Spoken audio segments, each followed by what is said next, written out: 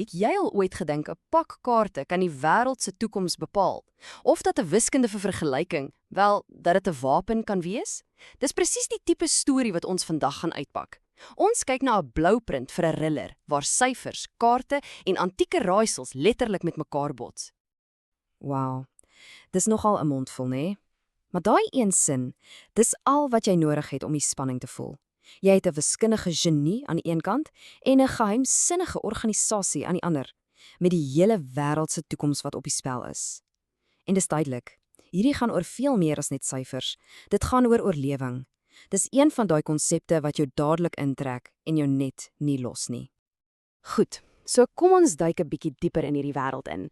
'n Wêreld waar getalle, jy weet, 'n eie lewe het, 'n eie soort krag.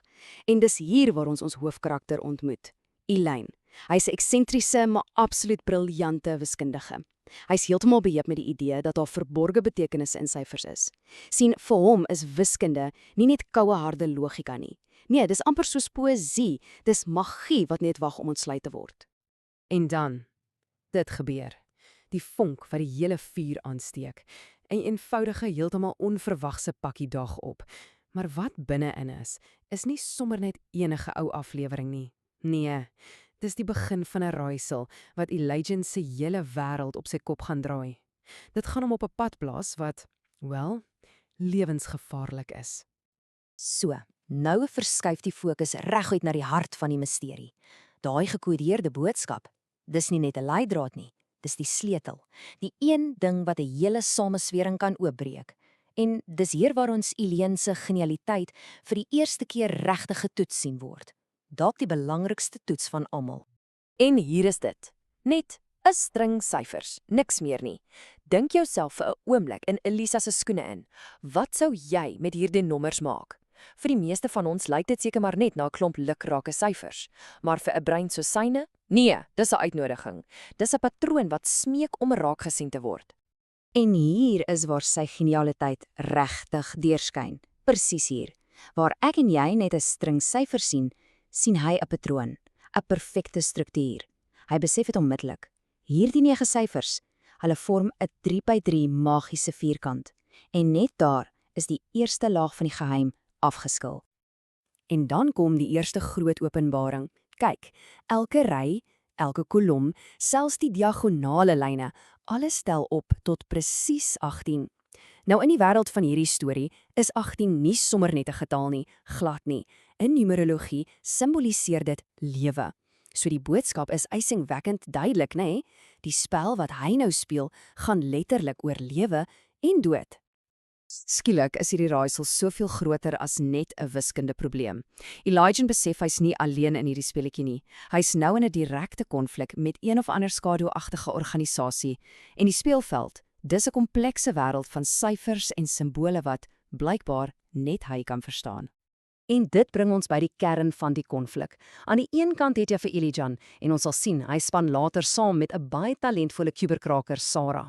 Hulle soek die waarheid. En aan die ander kant, daar het jy die sirkel, 'n groep wat oortuig is hulle kan die toekoms beheer. So dis 'n klassiese stryd, nê? Kennis teen mag. Maar wie presies is hierdie sirkel? Wel, volgens die boodskap van die geheimsinnige professor, die ou wat die pakkie gestuur het, is die sirkel amper soos 'n kultus. Hulle is heeltemal oortuig dat hulle met die regte berekeninge die toekoms kan manipuleer. En die skrikwekkende deel? Hulle is bereid om totale chaos te veroorsaak om dit reg te kry.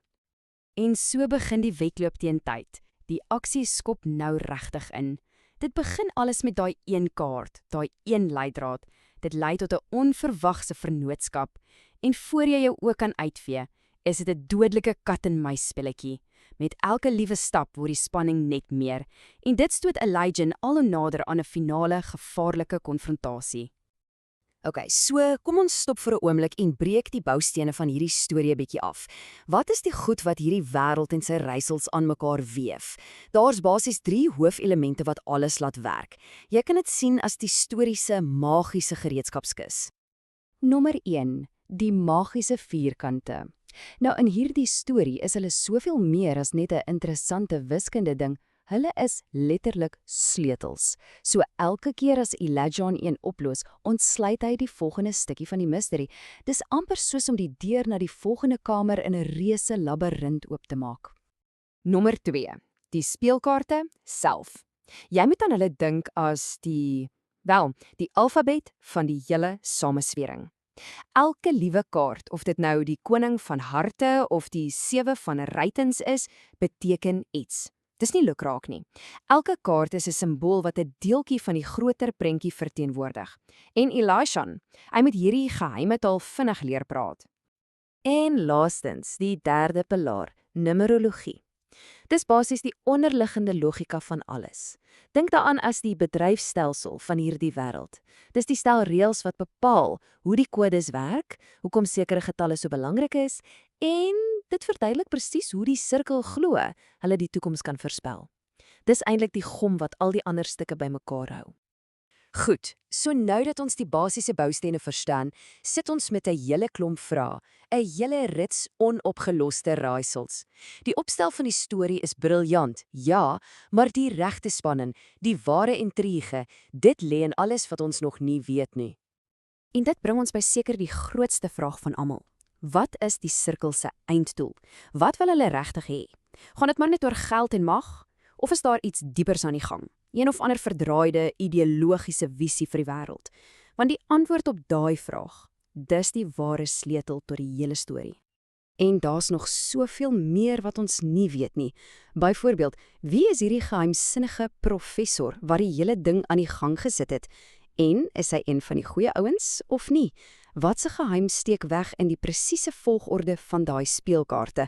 En dan is daar Elijah self. Hy beklei nie net teen 'n sameswering nie. Hy moet ook sy eie innerlike demone in die oë kyk. En dis die gedagte waarmee hierdie hele bloudruk ons los. Die idee dat getalle nie net iets abstraks is wat jy in 'n wiskundeklas leer nie. Nee, in hierdie wêreld is dit kragte. Kragte wat die verloop van die mensdom kan vorm en kan breek. Dis 'n ongelooflike konsep, eer wat daai fyn lyn tussen orde en chaos, tussen voorspelling en totale vernietiging, verken.